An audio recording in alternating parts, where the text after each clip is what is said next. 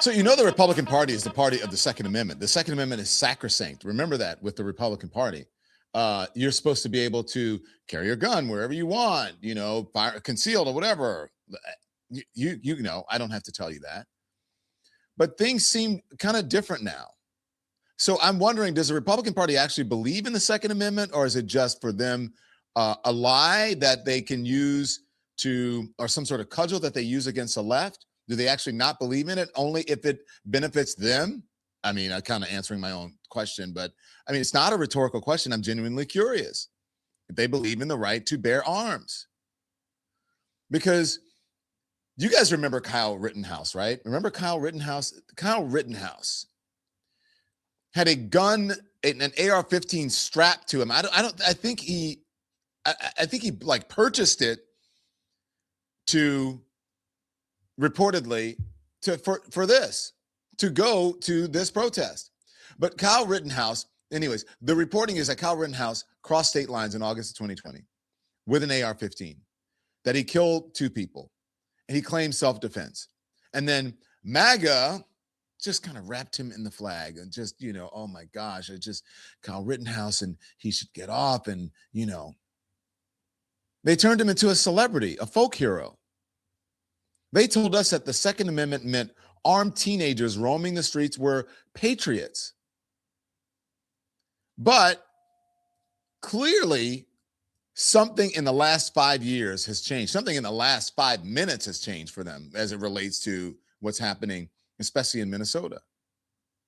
Because when a former Boy Scout, an ICU nurse, Alex Preddy, when he was gunned down in the street like a dog by masked ICE goons, they practically celebrated his murder, citing the fact that he had a legal registered concealed weapon as justification.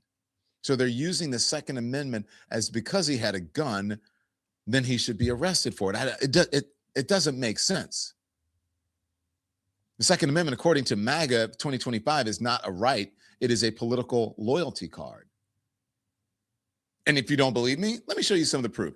This is none other than, I'm going to show it, Megyn Kelly on what happened to Alex Preddy, and then we're going to show you her response of what happened when it was Kyle Rittenhouse. Clear hypocrisy. Watch. I know I'm supposed to feel sorry for Alex Preddy, but I don't. I don't. Do you know why I wasn't shot by Border Patrol this weekend? Because I kept my ass inside and out of their operations. It was very simple.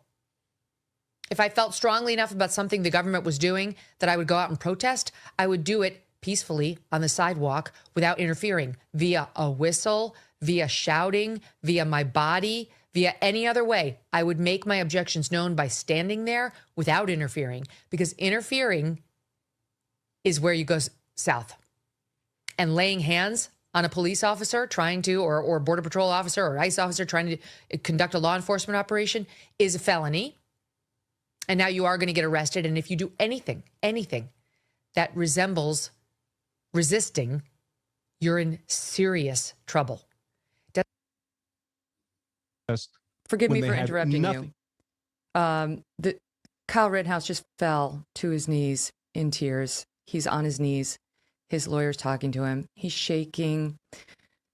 It's upsetting to watch. It's like I feel like the media is just so awful, Andrew. They've been so disgusting from the beginning, and you can feel what this boy is feeling. This young man, his mother's in tears behind him. We forget people's humanity in the press. We just want to kill them. We want to go for the jugular. We want everyone to pay. And in this case, we wanted him to pay because he was a Trump supporter and he was a Second Amendment supporter and he wasn't on the side of the BLM rioters. Oh, God. And the media and the president and the governor put this kid through hell. And this is the only just verdict. Oh my. The media is so mean. Did you hear what she said about Alex Preddy? That she had no sympathy for them, that she didn't feel sorry for him, but she felt sorry for Kyle Rittenhouse. They only believe in the Second Amendment when it's for them. A gun is freedom when it's in the hands of an ally that they recognize or someone they want to prop up. we shouldn't be surprised at the grift. We saw the grift during Charlie Kirk's death, but this whole just gaslighting people about the Second Amendment is something else. When it is not someone that they want to prop up, it becomes a crime. We're seeing this hypocrisy from top to bottom in the White House. Now, this is the head of Homeland Security being asked about she labeled the guy who was killed, Alex Preddy. She labeled him, she called him a domestic terrorist. And then when she was questioned about it, she wasn't so happy. Here it is. I don't know of any peaceful protester that shows up with a gun and ammunition rather than a sign. How rich is it that she is showing up to the scene of a protest with a legally owned weapon should be grounds for a person's death, execution at the hands of the state by the same party and the same administration that praises Kyle Rittenhouse. He's a really good young guy. He's 18 years old. He should never have been put through that. That was prosecutorial misconduct. Isn't it good that a 17-year-old kid who was raised by a single mother made good decisions and decided to be a positive force in his community? We want to promote the types of virtues that exist in Kyle Rittenhouse. You have to rremind people, do you remember what you were doing when you were 17 or 18 years old? This kid's whole life's ahead of him. He's now a free man, thankfully, because due process actually worked. It's unbelievable. Stephen Miller, he's an advisor to the president, always in the West Wing, I'm sure in the Oval Office, with his, lips to Donald Trump's ears, whispering something. Stephen Miller said he was an assassin who tried to murder federal agents. And so I guess if you carry a gun legally and you are not a Trump supporter, then you're an assassin. Gregory Bovino basically saying similar to Dana Bash over on CNN. Dana questioned him about the Second Amendment specifically. Watch.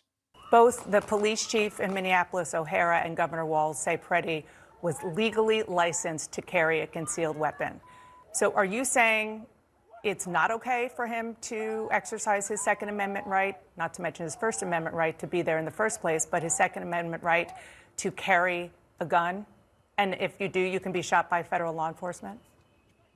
No, I didn't say that, Dana. I never said that. What I'm saying is we respect that Second Amendment right, but those rights don't count when you riot and assault, delay, obstruct, and impede law enforcement officers, and most especially when you mean to do that beforehand. How do you know that? When you mean to do that beforehand, when you show up to an active crime scene, don't leave the crime scene, and you're armed, then you've got the decision-making process for that individual doesn't seem to be very good. So again, I'll just go back for a recent example, and there are others, I am sure. We saw again the grift and hypocrisy with Charlie Kirk, but as it relates to Kyle Rittenhouse again, who, by the way, was acquitted for what he did. Rittenhouse fatally shot 2 men and then wounded another.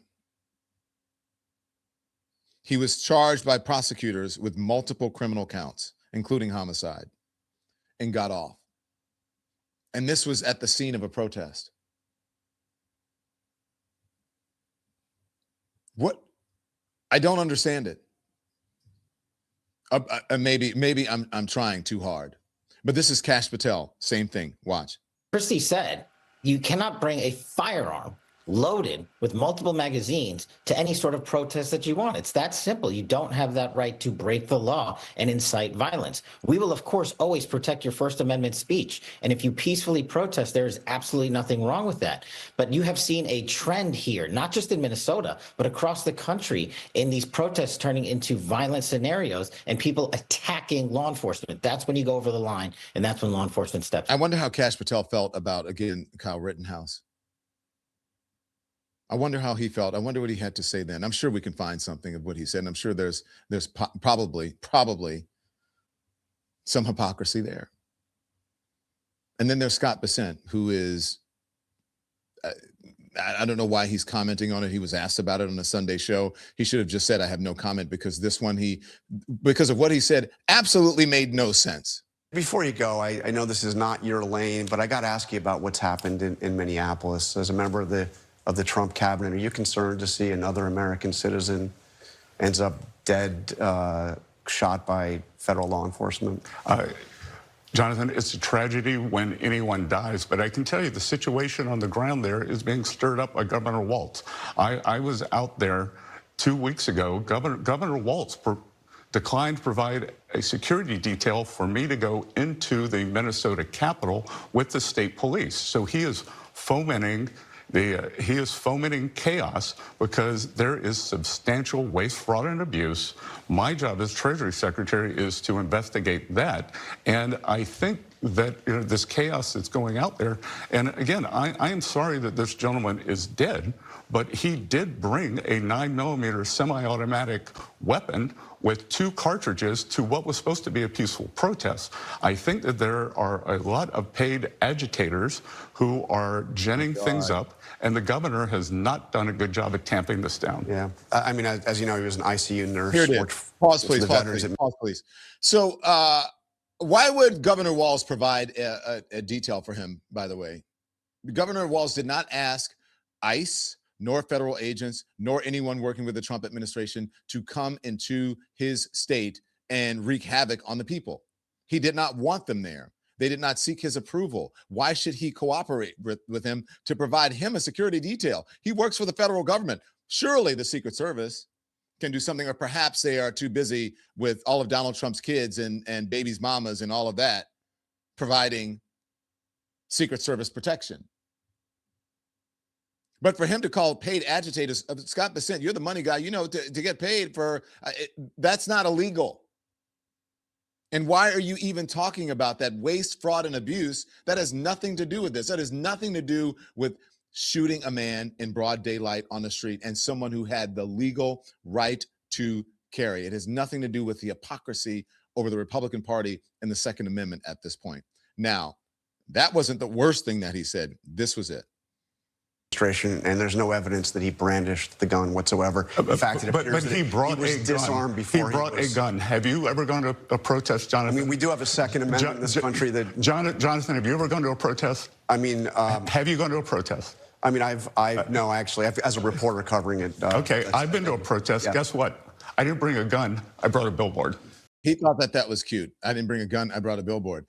I can show you video after video of people, Second Amendment right folks, Republicans, all of them at protests, at Barack Obama protests with guns strapped to their chest. Either you have the right to carry a gun or you don't. So you have the right to carry a gun, but all of a sudden, if you go to a protest, you don't have that right anymore. Where else would you, what's the point of having it? What's the point of licensing someone to carry a gun when they want to, if you're not going to abide by the rules and the law? And that's exactly what he was doing. And if you're so upset about all of these, multiple ammunition and all of that, those are the things that Democrats are asking you guys to make some sensible gun legislation on, is not having that many, being able to carry that many rounds and that many magazines. So these are the things that you fought for. He was doing and carrying, and within the law of the things that Republicans fight for the Second Amendment, always. We're seeing this hypocrisy all over the MAGA media. Megyn Kelly is just but one instance. Scott Bessent is just another one. All over the media. They say, Megyn Kelly said the media has lost its humanity, as she is saying at the same time that she has no empathy. She does not feel sorry for Alex Preddy. That is a loss of humanity right there. But I guess you can't lose what you don't have. If you don't have humanity and decency, then you can't lose it. Shame on you. Thanks so much for watching, everybody. Your support means the world to us. Don't forget to hit that like button and subscribe so you never miss a show. We're live every weekday at 10 a.m. and 5 p.m. Eastern Time with new clips dropping at 2 p. and 8 p. And if you want even more Don Lemon Show content, join the Lemon community. Members get exclusive posts, behind-the-scenes videos, and live chats just for you. So hit the join button or visit our channel page to sign up. Thanks again for all your love and your support, and I'll see you next time.